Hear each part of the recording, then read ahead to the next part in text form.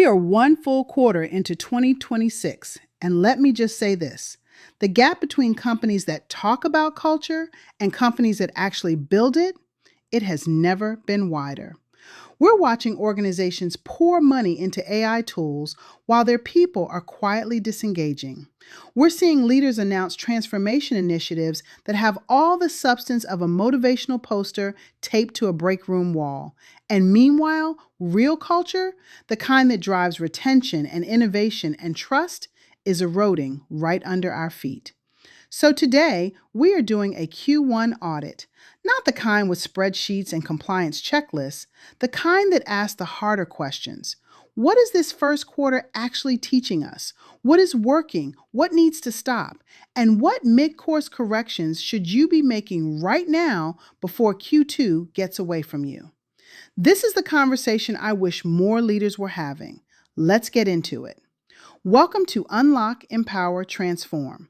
I'm Shay Blackmon, organizational culture strategist, author of High Value Leadership, Transforming Organizations Through Purposeful Culture, and a DBA candidate in organizational leadership. For over 24 years across automotive, manufacturing, healthcare, nonprofit, quick service, and professional services industries, I have been in the rooms where culture either gets built or gets broken. And that perspective is exactly what I'm bringing to this episode. This is episode 64, and our topic today is Quarter 1 Reflections, what 2026 is teaching us about culture. We are covering 3 critical areas: the biggest culture transformation trends shaping Q1, what is actually working and what is decidedly not working in AI adoption, and the mid-course corrections you should be making right now to stay on track with your transformation journey. And stick around to the end because I have a quick exercise for you, plus a free resource that ties directly into what we are talking about today. Let's go. Let's start with the big picture. 3 months in, and 2026 has already delivered some sobering lessons about workplace culture. Here is what I'm seeing. Trend number 1, psychological safety is under pressure, but accountability is making a quiet comeback. Recent data from nearly 48 million employee sentiment responses shows us something fascinating and a little contradictory. Employees increasingly do not feel safe speaking up, sharing ideas, or challenging the status quo. At the same time, there is a renewed focus on accountability, clear expectations, and consistent follow-through. Now, if you have read my book, you know that I talk about this exact tension under the balanced responsibility pillar of the High Value Leadership Trademark Framework. High-performing cultures require both psychological safety and high standards. It is not one or the other. The organizations that figure out how to hold that tension, they are the ones setting the pace. Trend number 2, employee engagement is declining, and the culprit is not what you think. Employee engagement numbers have dropped significantly. Some reports show engagement falling to around 64% from as high as 88% just the year before. And here is the twist. Professional development, not remote work or fancy perks, remains the top driver of engagement. But organizations are cutting learning budgets at the exact moment employees need them most. There was a company in the automotive sector that slashed its leadership development budget by 40% and then wondered why their supervisors could not retain frontline talent through a production ramp. You cannot starve the roots and expect the tree to flourish. That is not transformation. That is neglect with a strategic sounding name. Trend number 3, the human connection crisis is real. Research consistently shows that strong teams and coworker relationships have a greater impact on employee well-being than leadership messaging alone. In fact, about 68% of employees say they have at least one coworker who inspires them at work. Yet as we automate more and communicate through more screens and channels, those organic human connections are disappearing. I talk about this in Chapter 1 of High Value Leadership when I discuss the authentic connection pillar. Culture does not live in your company's mission statement. Culture lives in the daily interactions between your people. When those interactions erode, so does everything else. Now let's talk about the elephant in every boardroom: AI. Because the way most organizations are handling AI adoption right now is a masterclass in how not to manage change. And I say that as someone who has led large scale organizational changes in manufacturing environments and who studies this work academically. What is not working? Deploying tools without developing people. The data is clear. AI adoption is accelerating, but confidence in the technology is actually declining. One major global workforce study found that while regular AI usage jumped 13% last year, confidence in AI dropped 18%. More than half of workers surveyed reported receiving no recent skills development at all, even as their organizations rushed to implement AI tools. And only about 1 in 10 companies report seeing meaningful returns on their AI investments. Let me be blunt about this. If you are handing your employees new technology without training, context, or support, you are not innovating. You are creating anxiety. And anxious employees do not transform cultures, they survive them.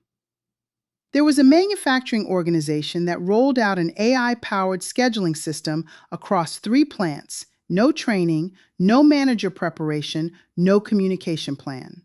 Within 6 weeks, they had more scheduling errors than before the system was implemented because frontline supervisors were overriding the tool or ignoring it entirely.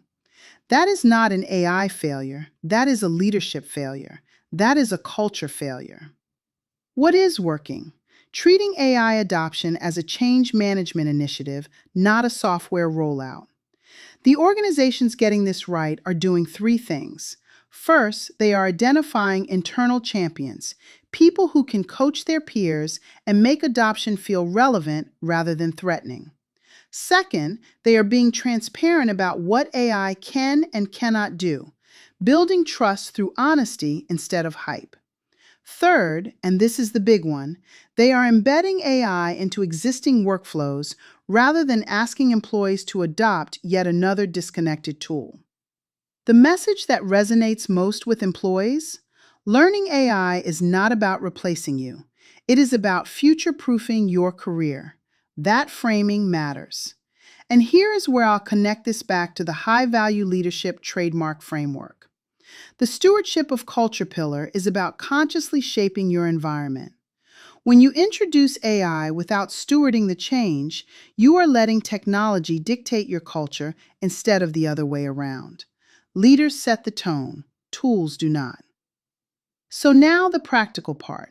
Because identifying the problems without offering direction is just commentary, and we do not do commentary here. We do transformation. Here are 3 mid-course corrections to make before Q2. Correction number 1, audit your psychological safety, for real this time.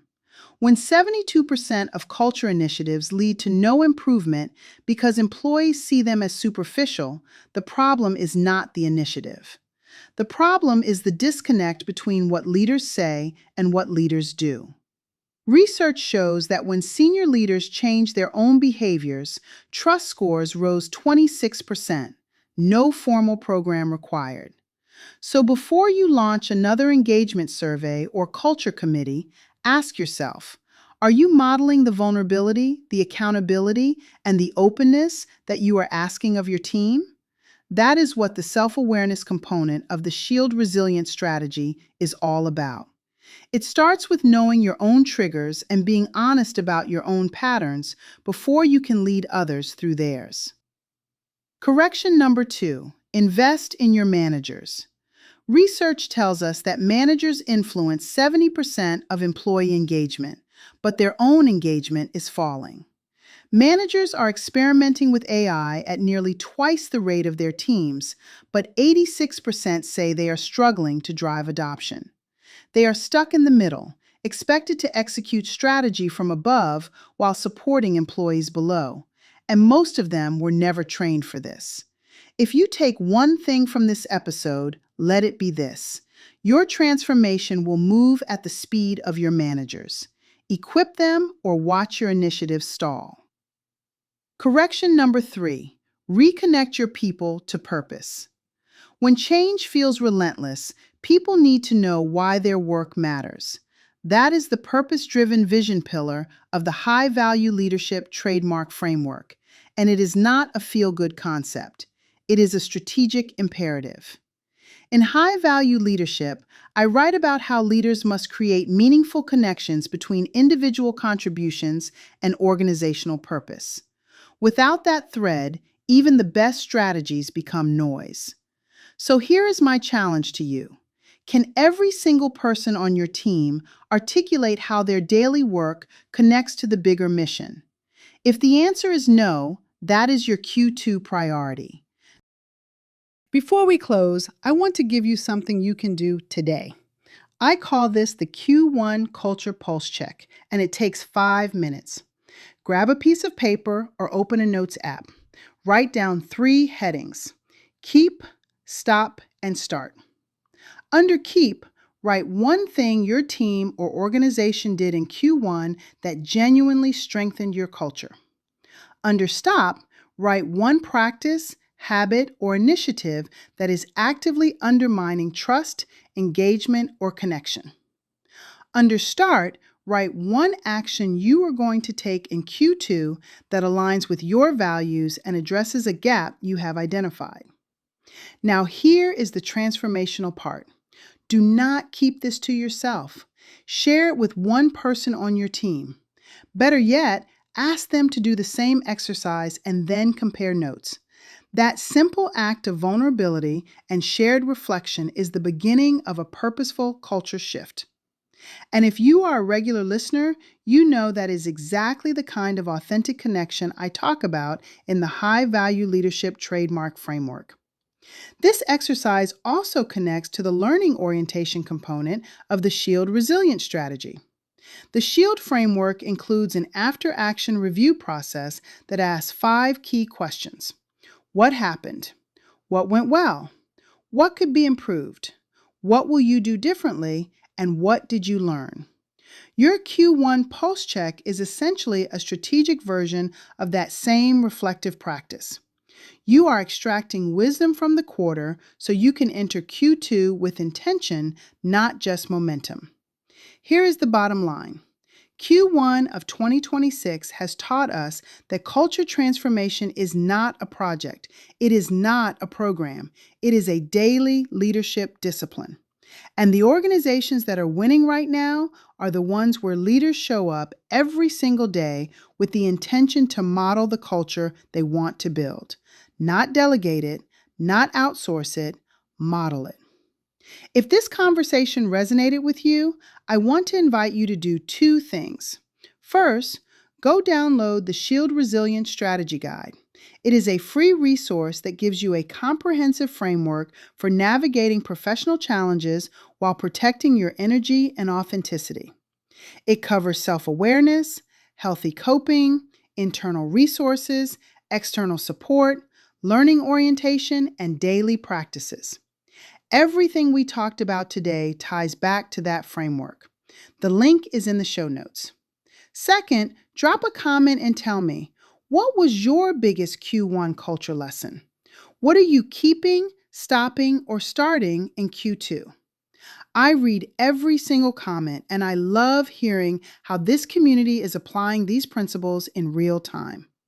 And if you have not picked up your copy of High Value Leadership, Transforming Organizations Through Purposeful Culture, this is the book that gives you the full blueprint, the 5 pillars, the case studies, the implementation strategies.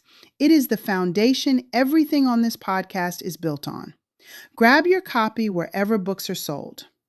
Also, I am so excited about the upcoming High Value Leadership Intensive course. If you are ready to move beyond theory and actually implement these strategies with guided support, this is going to be for you. More details are coming soon, so make sure you are subscribed so you do not miss the announcement. Coming up on Thursday, we are tackling a topic that is going to make some people uncomfortable, and that is exactly the point. The episode is called The Diversity Paradox: Why Inclusive Culture Requires Uncomfortable Conversations. You do not want to miss it. Until then, I am Shay Blackmon. Keep unlocking your potential, empowering your teams, and transforming your culture. I'll see you Thursday.